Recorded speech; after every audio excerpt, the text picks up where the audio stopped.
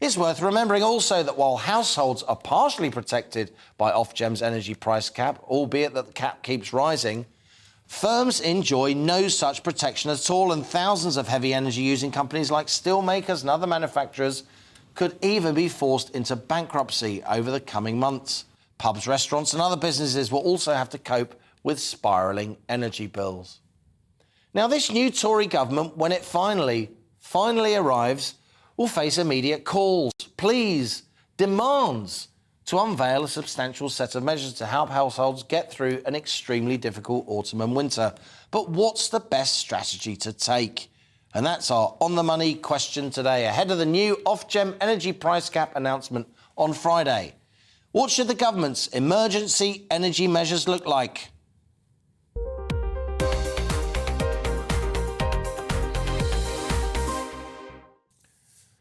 Grown-up conversations with people who know their stuff. That's what we do here on The Money. She's back on The Money. Angela Knight, former CEO of Energy UK, representing the UK's energy industry. Angela is, of course, also a former Treasury Minister. Stephen Morley returns to On The Money. He's president of the Confederation of British Metal Forming, a leading trade association for UK manufacturers who use steel. And with me here in the studio is Victoria Scholar, our regular economist and head of investment at Interactive Investor. Victoria, let's start with you. I know you keep a close eye on financial markets.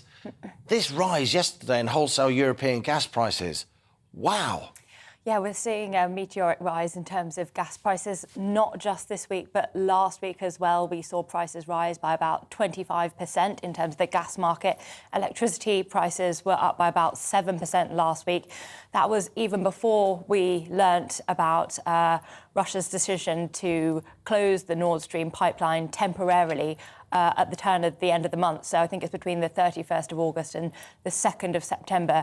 It's decided to completely shut that pipeline, which it says is for essential maintenance. But obviously we can read between the lines there and see how Russia is politicising gas quite clearly. You know, it's the puppeteer in terms of the energy markets right now, and it's causing a lot of economic pain across Europe. We know Germany got about half of its gas supply from Russia. It's trying to wean off that supply and diversify its sources of energy. But that's where we were before this war. So that kind of gives you a sense of just how energy dependent we are on Russia. And it's worth stressing that we use gas, not just to cook our beans on toast or whatever, but we use gas. Those gas-fired turbines generate a lot of the UK's electricity. I think we're about 20% odd is nuclear on average, but 40% of our electricity is generated by gas. So gas is a really important strategic fuel, even though we do use more renewables these days.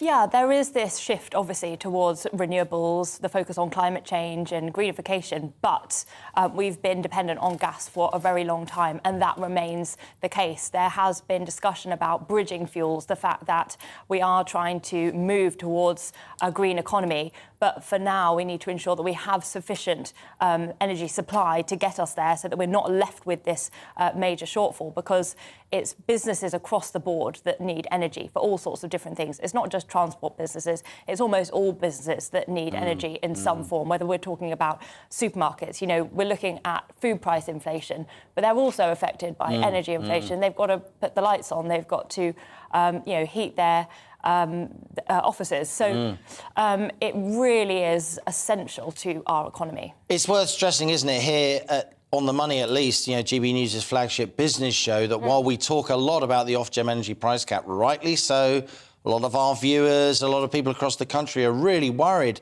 about how they're going to pay their household energy bills. There's no price cap for business. And it strikes me, Victoria, what do you think about this? That the really big firms, they can trade energy, they have trading desks, they can use sophisticated futures markets, they can hedge, as we call it, their energy bills, they can buy energy years in advance. If you're running a small manufacturer in a red wall seat in the Midlands or the northeast of England, you've just got to ring up your energy provider like you or I do when we're trying to sort out our household bills, right? I think it's the small firms that are really going to suffer as energy costs spiral in the next few months?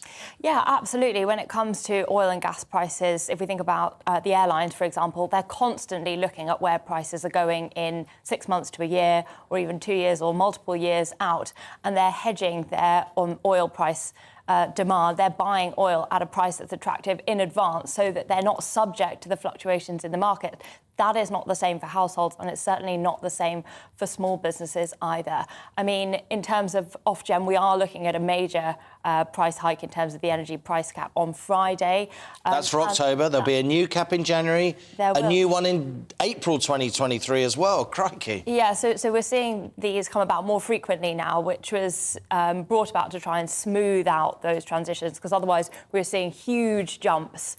So if we see those that price change a bit more frequently, then hopefully that'll help to at least allow for some economic planning, even though prices are still going up. And we had those eye-watering inflation figures out from Citigroup yesterday. That's the 18% prediction. That'll be the highest since 1979. You weren't even born. I was in short trousers. And they're also forecasting that the energy price cap is going to rise to something like 4,000 or 5,000, I think it is, by the beginning of next year. So quite perilously high figures. Beautifully outlined, Victoria Scholar. We've got the lie of the land there. Let's turn to Stephen Morley, President of the Confederation of British Metal Forming. Stephen, welcome back to On the Money. You're always welcome. Now, the firms that you represent, and there are many of them across the country, they are heavy users of energy, aren't you? You guys aren't making the steel and the metal. You're using it to form new structures. A big part of British manufacturing, heavy energy users. What are you asking the government? Surely there should be a price cap for firms too. There has to be a price cap. At the moment, you understand the pressures we've been under in the last 12 months, 18 months in terms of COVID and Brexit. And when you spoke about a few months ago about the icing on the cake that no one wants to eat, well, that cake is being forced down our members' throats now, and we need to stop it. The government needs to freeze these immediately and give us time to breathe and see where it goes from there. Otherwise, we're going to get a lot of companies go out of business. What's happening on the continent, Stephen? Tell us what's happening at your fellow confederations in France and Germany. Are their businesses exposed to these massive price hikes for energy? Again, I repeat, you can't say it often enough, there is no price cap for energy when it comes to British businesses. They have been affected, but historically they've always paid lower prices in Europe due to the mix of energy we use. So historically they've always paid lower prices. France, in fact, have capped their energy already, and I think they're paying 4% higher than they were before this came about. So they're hardly impacted at all. And of course that makes us uncompetitive. We've got many members who are exporting abroad, and they will not be competitive now going forward. So that's another worry. Angela Knight, let's turn to you, former Treasury Minister. Great to have you back on the show. Now, your CEO, your former CEO of UK, of Energy UK, representing the UK energy industry. You're very expert in this area. Let's just spell it out for our GBNews viewers and listeners. When we talk about the energy industry, we have the downstream energy industry, you know, the people that actually, you know, drill the oil and the gas and so on and create and generate the energy. And then we have the customer-facing, the business-facing energy retailers. They're the ones that are really squeezed because they buy the energy wholesale and then they sell it retail, often subject to a price cap if they're selling to households. Let's talk a little bit about the downstream energy at the moment, the oil and gas producers. A lot of people say they're making huge money. Their extraction costs haven't gone up very much, but prices have gone up. So the windfall tax that Rishi Sunak unveiled should now go even higher. Should that, Angela Knight, be part of the government's emergency package response to pay for measures that help households? Well, a couple of things, Liam. First of all, it's upstream of the oil and gas extraction, and downstream is where we have the suppliers. But you're absolutely right that you've got to separate out between the two. Now, currently, the proposal, well, it's not a proposal, the decision on windfall taxes for the oil and gas extracting industry, on that part of it which comes out of the North Sea and so we can get a grip on, the tax there is set at 65%.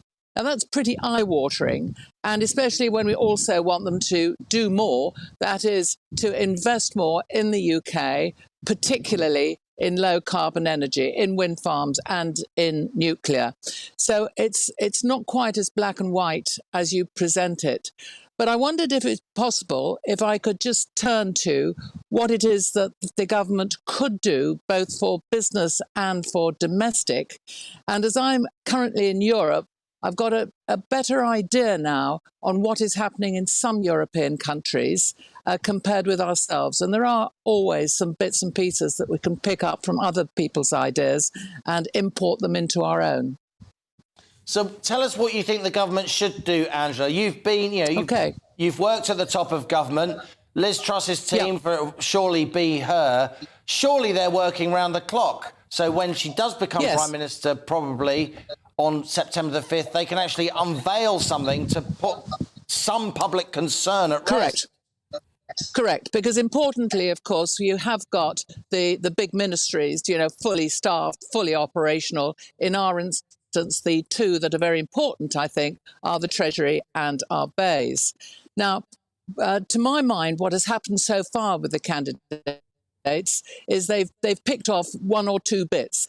For example, as Rishi Sunak has said, more money to those lower end, and I think that's right, and also more money to help the pensioners pay for energy bills. That's right. But there does need to be a lot more done for industry as well. And I think that should be a combination of things. Some of the suppliers themselves, the retail suppliers, have put up a proposition for a big sort of loan proposition backed by banks and then underpinned by government, so-called soft loans, to be paid back over 10, 15 years. But that will help buffer retail across the next couple of years. Do that as well as the special assistance. For industry, well, industry pays VAT at 20%. That's high. And also, of course, on our energy bills, which is not the case in many European countries, are added both the green costs, but also the networks, the overhead cables, both the national grid and also the local distributor ones, are also added the cost of the suspend those charges for a while. Suspend those charges for a while, do you think, Angela? I think something does need to be done along those lines. I think a suspension of additional charges coupled with reforming the electricity market so it's no longer pulled up to much too high a price by the cost of gas. Previously, that was put in place to help wind, but it's 10 years old. It's a formula. It needs to be scrapped and put in place for the modern day. And I think that there does have to be a shift onto general taxation of some of these costs and off both business and individuals. So that's why I say it is a strategy, a short, medium and long-term strategy, addressing the various aspects and elements that sit on the bill and not just snatching at one thing or another. And then we can have confidence. Very comprehensive, Angela. If you carry on those lines, you could find yourself back in government. Stranger things have happened. This is On the Money with me, Liam Halligan. After the break, we'll keep this discussion going with my expert panel. Your emails are flooding in thick and fast, so stay with us. You're On the Money.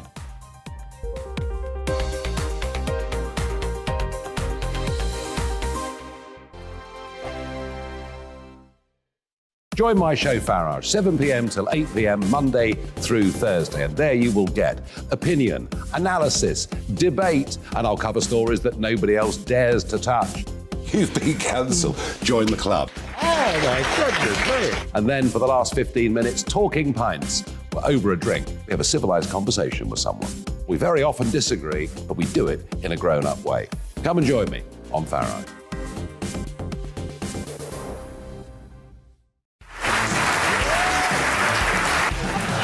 My name is Andrew Doyle. Join me every Sunday evening at 7 p.m. for Free Speech Nation. This is a show where we address current affairs and news stories of the week with the help of two wonderful comedian panellists. I brought in comics because I want to give it a lighter edge, and also they work for less. See you there.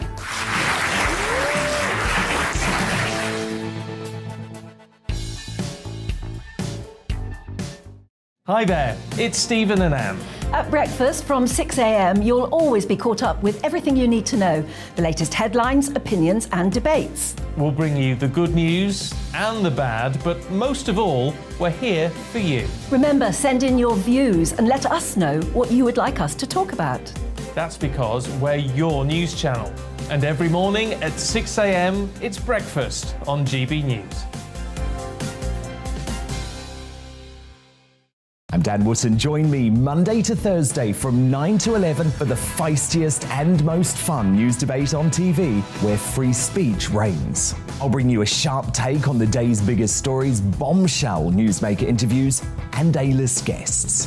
And I guarantee you, no spin, no bias, no censorship, and no reason to go to bed. That's Dan Wootton Tonight, Monday to Thursdays from 9 on GB News.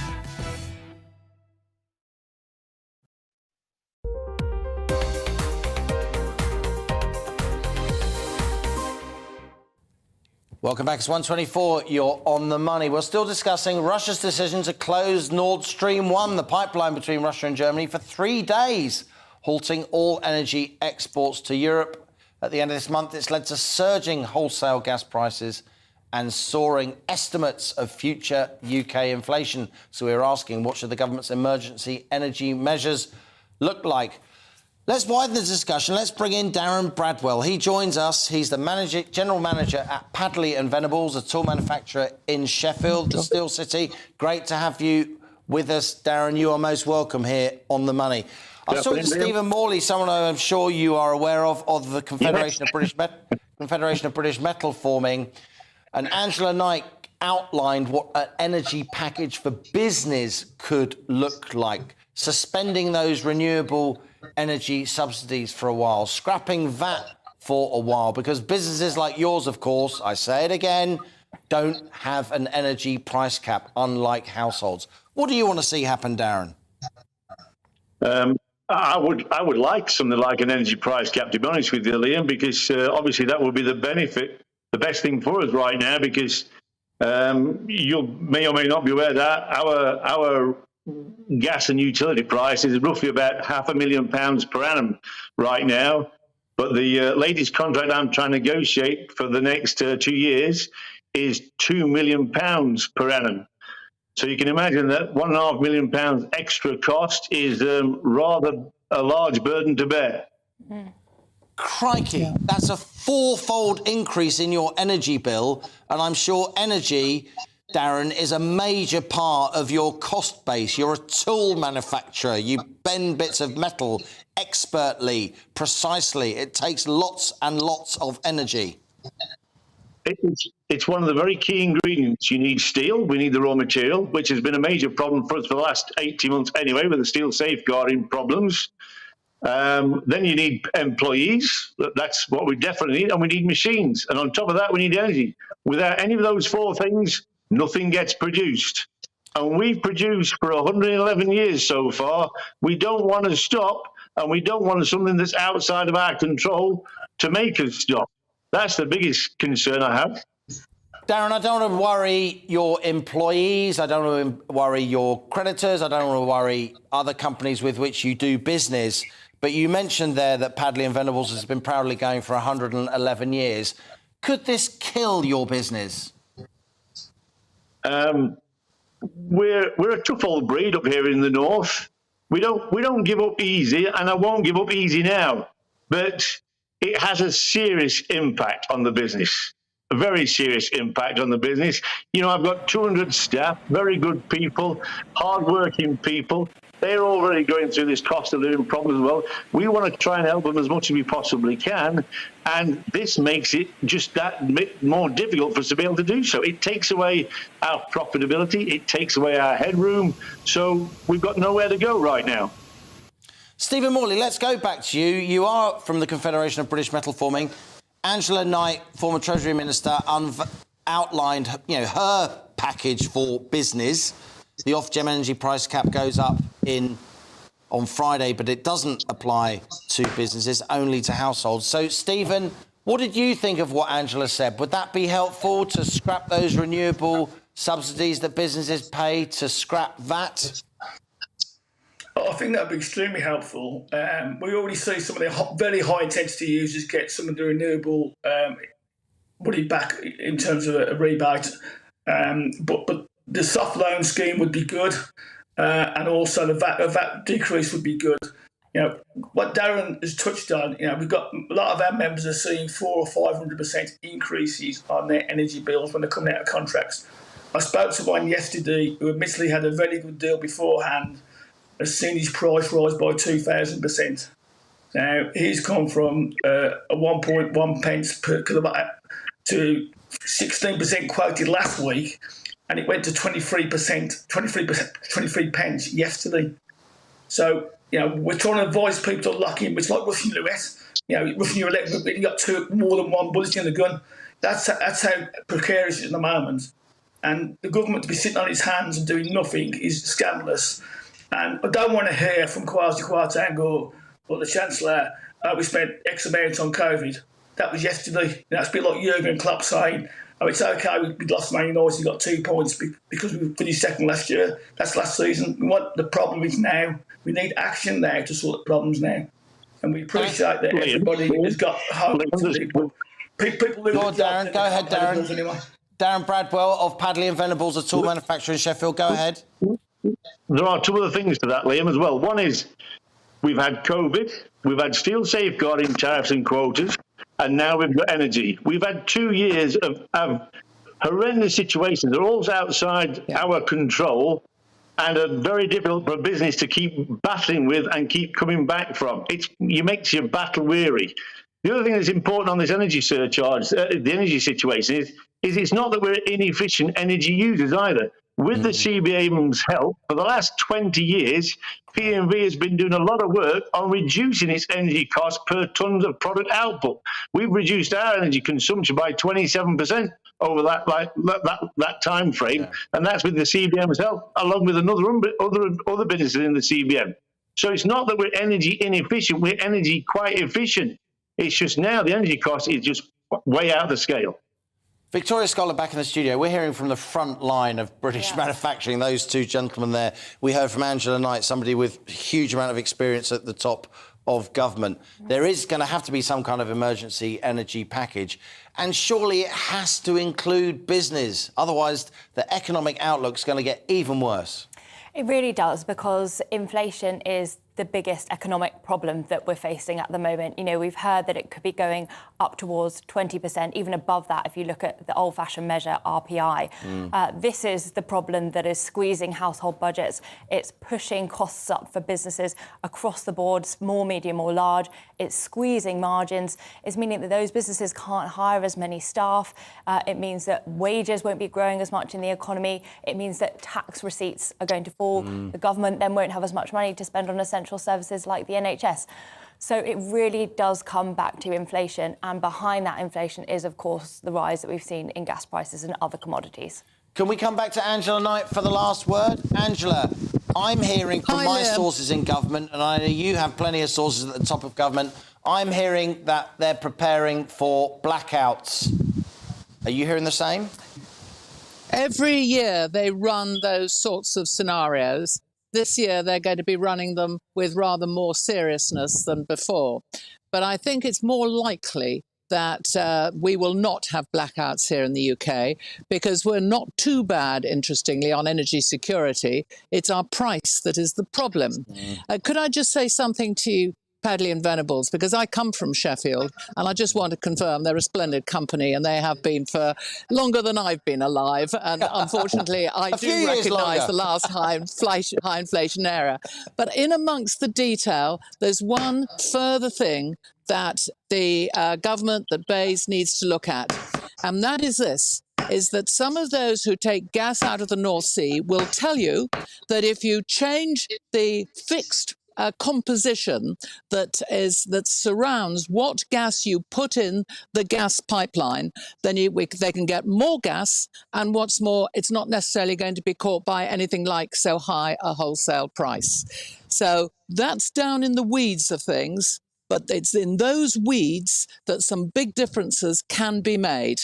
And as I said at the start, and I think you're absolutely right, Liam, it's all about a strategy. And so if in the weeds we can pull down the electricity price by changing that formula, if by saying you don't have to have 99% methane in our gas, but you know, in what we call North Sea gas, you can have a bit more of other things, as people my age know, because I'm a pre-North Sea gasser, then that starts to improve both availability and price. So bung it all together, get the energy brains inside BEIS and get this sorted out, because even if we can't get everything that we want, I think what is important to a domestic and a business consumer is that there's a plan. They can see where they're going. And at the moment, we can't.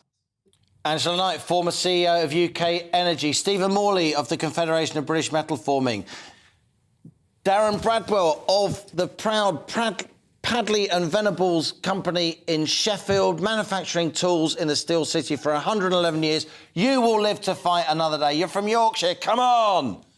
Thank you so much for a fantastic discussion. A Victoria Scholar, Head of Investment at Interactive Investor, is going to stay with us for the rest of the show. Thanks to all my guests today. This is On the Money with me, Liam Halligan.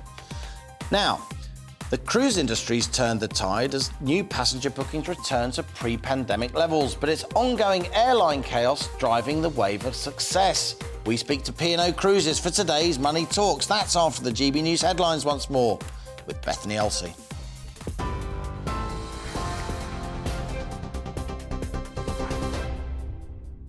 Liam, thank you. Good afternoon. It's 25 to 2. I'm Bethany Elsey in the GB Newsroom. Police have named a 9-year-old girl who was shot dead in her home in Liverpool last night as Olivia Pratt-Corbell. Officers were called to a house in the Knotty Ash area last night after an unknown man forced his way into the home. Police say a shot was fired which hit a woman, Olivia's mother, and then fatally wounded the child who was standing behind her. The 9-year-old was shot in the chest and later died in hospital. Another man remains in hospital and police are asking for anyone with information to come forward. Industry leaders are warning households are facing a catastrophic winter amid soaring energy bills. EDF's managing director, Philippe Commaret, is warning that half of UK families could be in fuel poverty come January, when the energy prices are expected to reach £4,600. Conservative leadership candidate Rishi Sunak says he'll do all he can to support those that need it most. Cut VAT on energy bills to provide some help to everyone, but I want to provide direct financial assistance to two other groups of people, those on the lowest incomes and pensioners, because those people will need extra help this autumn winter, and I know things are difficult and I want them to be reassured that with me as Prime Minister they will get the help that they need. Meanwhile, Liz Truss says she will put the West Midlands at the heart of her economic revival if she becomes Prime Minister. Ahead of the Conservative Party hustings in Birmingham tonight, Ms Truss revealed her plan to support businesses through lower taxes and better regulation. You're watching GB News on TV, online and DAB+ radio. We'll get back to Liam in just a moment.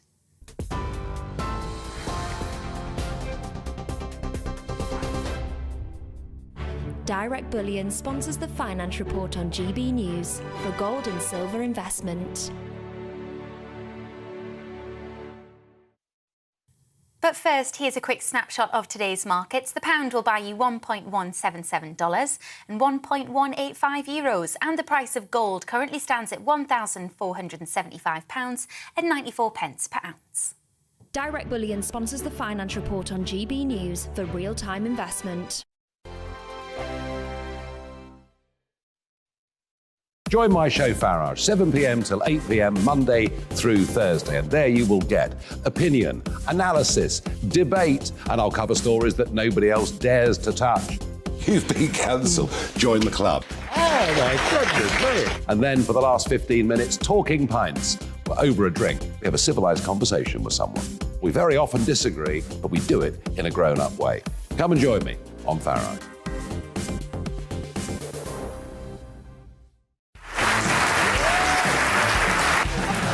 My name is Andrew Doyle. Join me every Sunday evening at 7 p.m. for Free Speech Nation. This is a show where we address current affairs and news stories of the week with the help of two wonderful comedian panellists. I brought in comics because I want to give it a lighter edge, and also they work for less.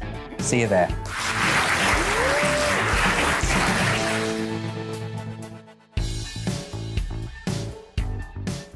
Hi there, it's Stephen and Anne. At breakfast from 6 a.m, you'll always be caught up with everything you need to know, the latest headlines, opinions and debates. We'll bring you the good news and the bad, but most of all, we're here for you. Remember, send in your views and let us know what you would like us to talk about. That's because we're your news channel. And every morning at 6 a.m, it's breakfast on GB News. I'm Dan Wootton. Join me Monday to Thursday from 9 to 11 for the feistiest and most fun news debate on TV, where free speech reigns. I'll bring you a sharp take on the day's biggest stories, bombshell newsmaker interviews, and A-list guests. And I guarantee you, no spin, no bias, no censorship, and no reason to go to bed. That's Dan Wootton tonight, Monday to Thursdays from 9 on GB News.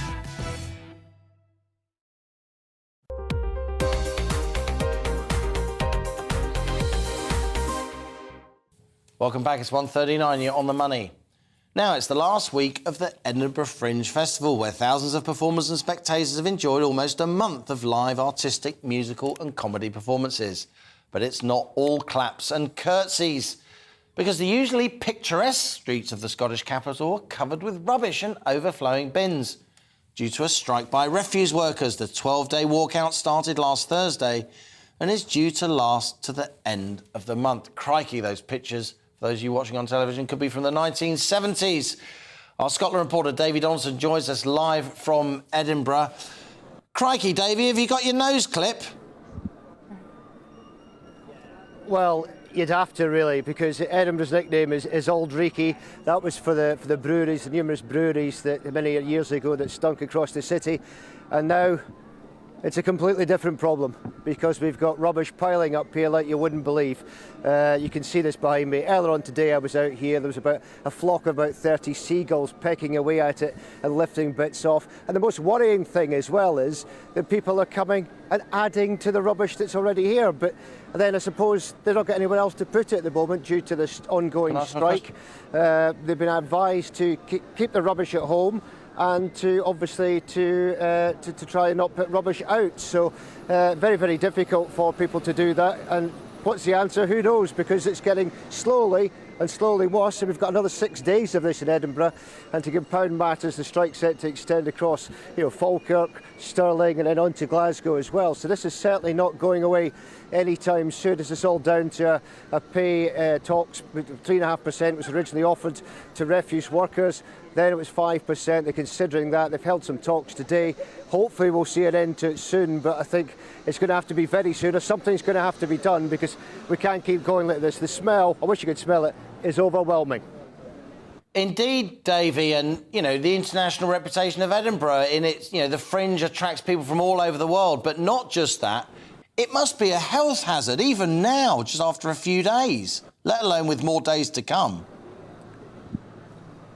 Well, that's, and I've heard some people speaking about having seen rats across the city, and that's not unusual in any major city in the world. But I think when you've got a situation when there are big deposits of rubbish which are not being cleared for almost a week, it does start to smell, and it will start to attract the vermin like that. So it's something needs to happen. What needs to happen, I don't know. Some people have suggested perhaps getting in outside contractors to clear it, but of course that costs money. And many would argue that money could be spent on the salary increase for refuse workers. So, yeah, I think this one's going to go on for a while. I'm not really sure what the answer is, but in the meantime, as you say, it's certainly tarnishing the reputation of Edinburgh and Scotland, with the eyes of the world firmly on here, firmly on it because of the Edinburgh Fringe Festival. We've still got, a week left to go.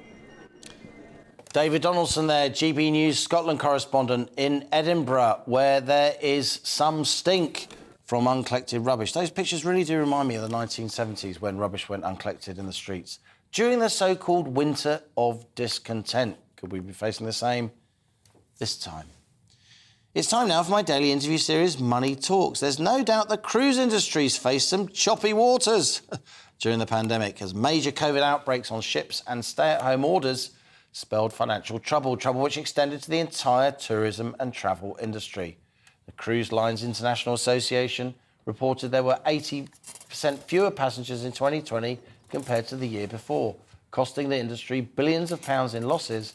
But now the cruise industry's rising is facing a sea change, with British Airways just yesterday declaring it will cut 10,000 winter flights and Heathrow extending its cap on passenger numbers.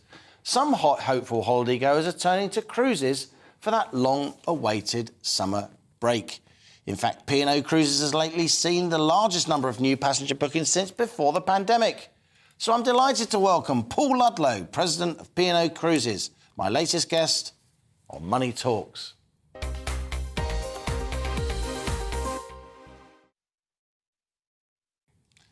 Paul, great to have you with us. Tell us about this new wave of popularity that the cruise industry is surfing. Good to hear a business is actually doing quite well at the moment. Well, yeah, it's good afternoon, first of all. Yes, it's very good news. The industry's been through a lot over the last few years, but we've come out of it in a very strong position. I think customers are desperate to get away on holiday, and given the context of what you've talked about some of the airport disruption that's been seen, it's clear that cruise holidays represents an amazing choice for people. And combined with the value that we offer, people are rushing to book holidays with P&O Cruises, which is brilliant. You've got a new ship, Iona. It was launched last summer, and Iona's sister ship, Avia, I hope I've pronounced it correctly, arrives in December. Both these ships are powered by LNG, liquefied natural gas, so are environmentally friendly. P&O Cruises, you're investing some serious money. You really must believe that the cruise industry is now on an upward trajectory. Absolutely, you're right. So Iona joined our fleet last summer. Avia, our next ship, a sister ship to Iona, is joining this December, taking the fleet to 7 ships. Those 2 newest ships, biggest ships, greenest ships ever built for the UK cruise market, both with over 30 places to eat and drink and have fun on board our ships. And yeah, we really do believe in the UK market. I think never more has a holiday been important to people. We talk a lot, there's a lot in the news about the crisis, the cost of living crisis that's out there at the moment. So when you can get value, such as you can get on our ships, and that guarantee of quality, I think people are coming to us. And I think that shows that the fundamentals of our business are very, very strong. And we have every confidence in continuing to invest for the future.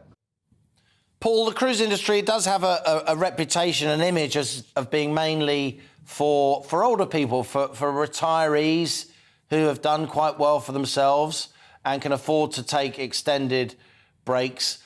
What's the reality on the ground in terms of the demography now of people who go on cruises? Is it families with young kids that go on cruises? How is the shape of your industry changing? Yeah, it's rapid change over the last 10 to 15 years. That's one of those myths that we work hard to bust, really. A cruise holiday, on an incredible holiday that we offer, around £100 a night for all of your accommodation, all of your entertainment, all of your food. That just represents incredible value versus alternative choices for holidays. And as a result, younger and younger audiences have been holidaying with us, whether that's young couples, whether that's young families, multi-generational families. We're seeing the average age come down really fast. And in the height of summer now, we're seeing the average age, in the 40s. And really that just shows how people are now discovering cruise for the first time. And once they come away with us for the first time, they come back many times again in the future. And I think, as you can see on the screen right now, some of the entertainment and facilities that we offer really is drawing in that younger crowd. Proudly, but some people, particularly in a sort of contained environment like a cruise ship, albeit your ships are huge and have amazing facilities, they don't want kids around. So is the model that there are some cruises that are for older people and then there are some cruises that are for families with children, not least so kids can meet other kids and be entertained and have sort of kid-focused activities? Right, so if you really want to avoid children, we have 2 ships in our fleet that are adult only. However, I can assure people that our ships are big.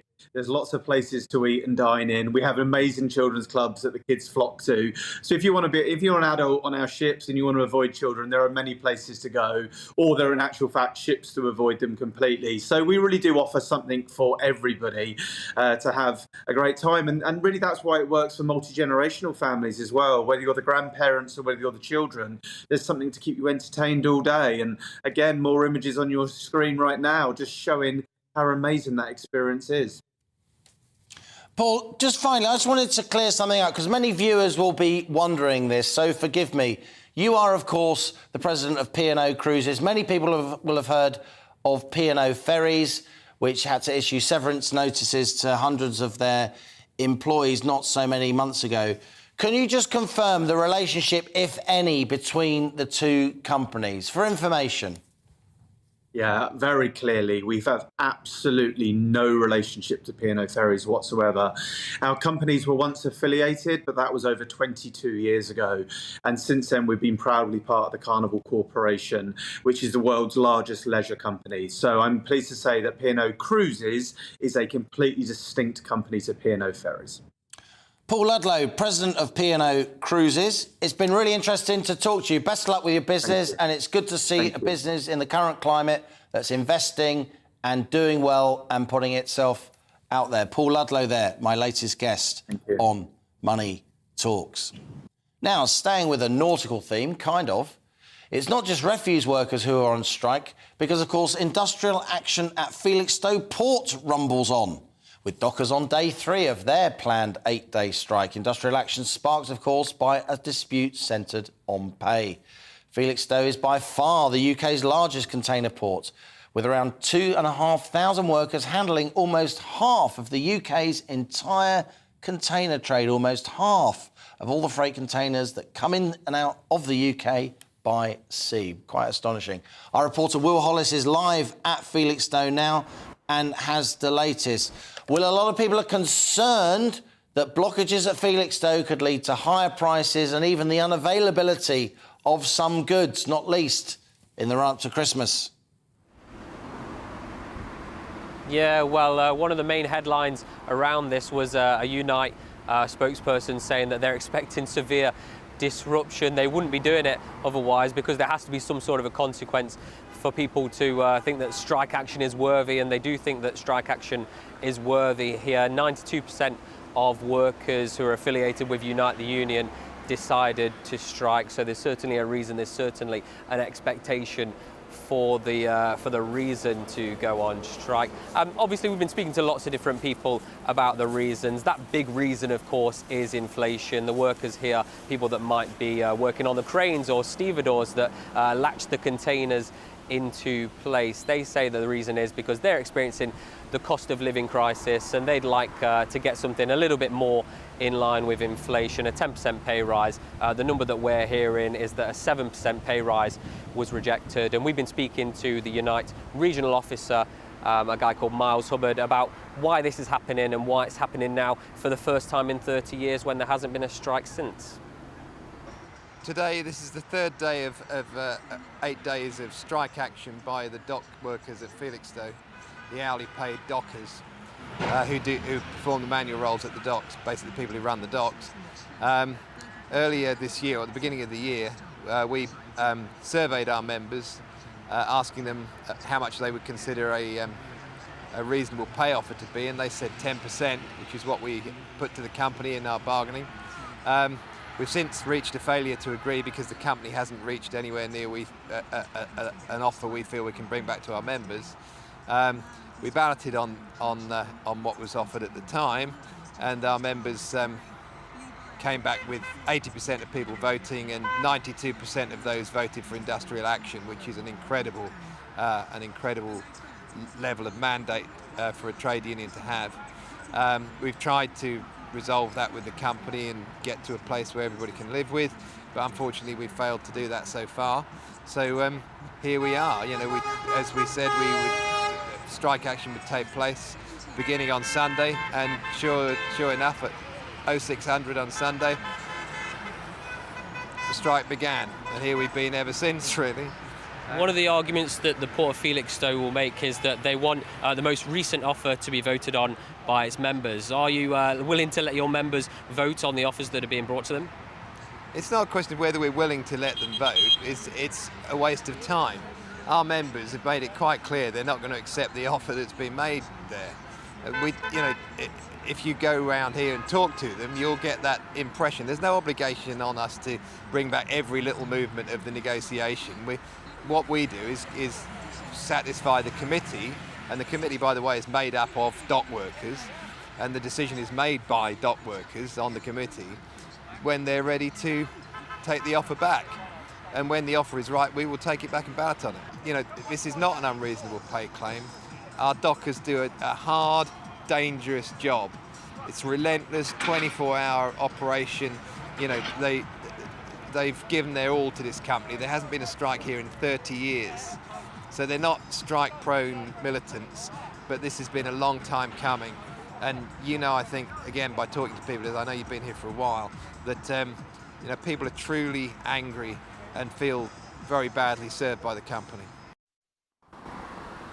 Yeah, well, you've heard a lot from Unite. You've also heard a lot from the people in Felixstowe driving past, a lot of pipping and tooting of the horns there. It's worth saying that the Port of Felixstowe said that they think that this strike action is unnecessary and they're disappointed.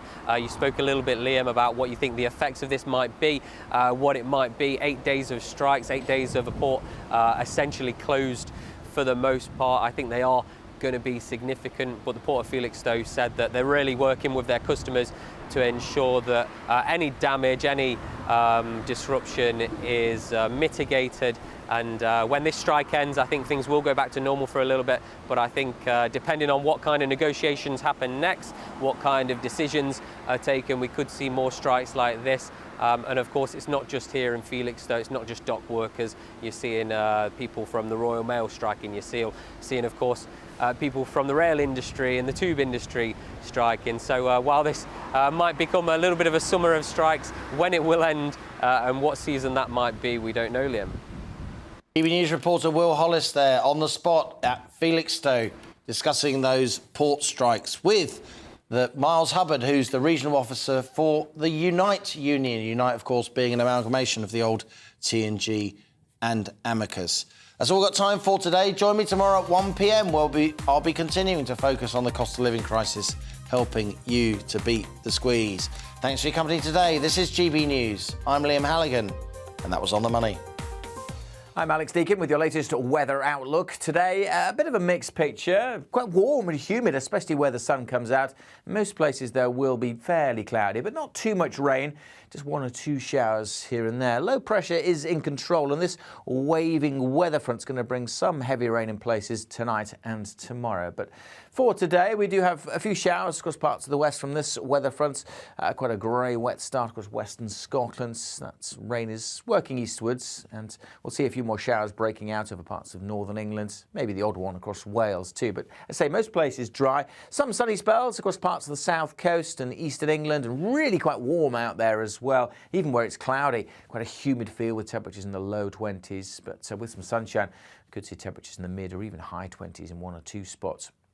Through this evening, a few showers will continue to drift over northeast Scotland, and then we look to the west, where we will see thicker cloud moving in. Weather front I talked about earlier, bringing some heavy bursts of rain through Wales and northwest England and into parts of southern Scotland by morning. A really warm and humid night. Temperatures in towns and cities across England and Wales staying in the high teens. So quite a sticky night, uncomfortable, humid start to Wednesday. And for some, quite a wet day. And this line of rain could be quite persistent over parts of South Wales, spreading back further north across mid Wales, some rain at times over the Midlands, and after a wet start, turning drier for a time before more rain returns late in the day across northwest England. To the north of that, mostly dry and bright and slightly fresher feel, but further south and east, most places dry and very warm in the sunshine over East Anglia in the southeast. Some spots getting over 30 Celsius. We'll see cloud and outbreaks of rain continuing over northern England and southwest parts of Scotland and southwest England during Wednesday evening. But otherwise, again, most places dry. The potential for some heavy rain across the southeast on Wednesday night and Thursday morning. Things looking drier for many of us into the weekend.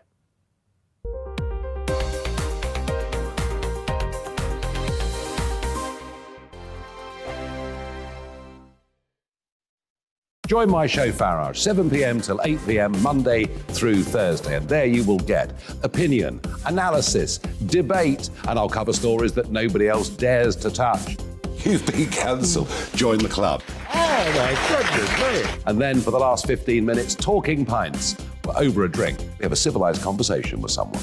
We very often disagree, but we do it in a grown-up way. Come and join me on Farage.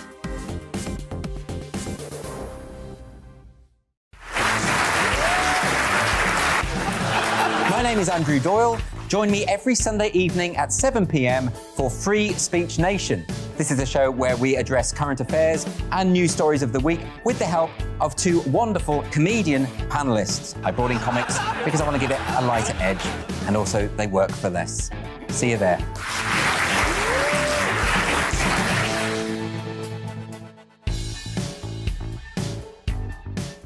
Hi there, it's Stephen and Anne. At breakfast from 6 a.m, you'll always be caught up with everything you need to know, the latest headlines, opinions and debates. We'll bring you the good news and the bad, but most of all, we're here for you. Remember, send in your views and let us know what you would like us to talk about. That's because we're your news channel. And every morning at 6 a.m, it's breakfast on GB News.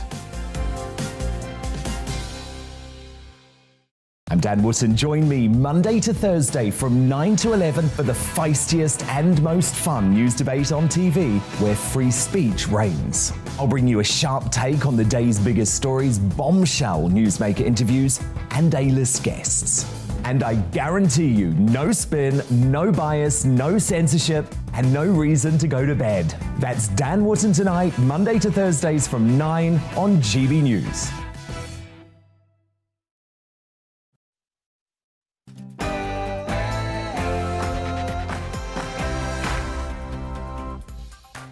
Hello and welcome to We Need to Talk About on GB News with me, Alex Phillips, where we get stuck into the big issues that need looking at in depth. Nothing is off the table and no one will be cancelled for saying what they think.